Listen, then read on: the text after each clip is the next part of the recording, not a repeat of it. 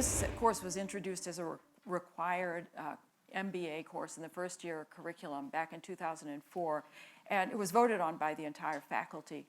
The basic idea of the course is to introduce our students, who are future business leaders, to the responsibilities that go with that role, and to give them then a framework for decision making that will incorporate those responsibilities.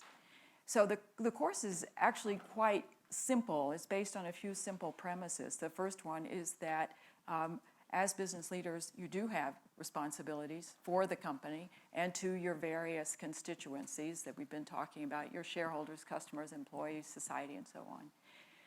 Those responsibilities fall into kind of three broad categories. There's economic, there's legal, there's ethical. And we say that if you want to build an organization that is long-term, sustainable organization, you, the leader, and all the people in your organization need to make decisions that are simultaneously sound from an economic, legal, and ethical point of view. That's the performance hypothesis of the course. And so you see, it's not really an ethics course per se. It's a general management course that integrates ethics as a core component. So it's very much in the spirit of Peter Drucker, who says leadership is about responsibility, or in the spirit of, maybe you've heard of Chester Barnard, who wrote this wonderful book in the 1930s called The Functions of the Executive. He had been an executive, and one of the things that he said that an executive needs is a high capacity for responsibility under conditions of complexity and uncertainty.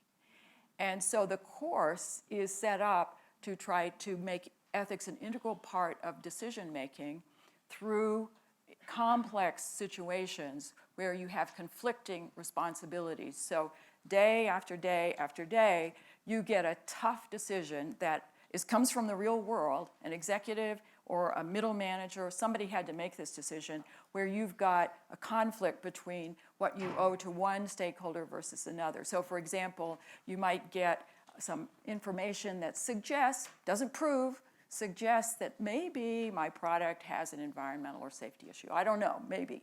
What do I do about that? My shareholders are breathing over my shoulder. Suppose you've got a proposal from your CFO to restructure the company in a way that's just great for your shareholders, but at the expense of your bondholders. Do you do that? Some of these are very personal. You see an opportunity that's kind of close to your company's business, but you could take that opportunity yourself.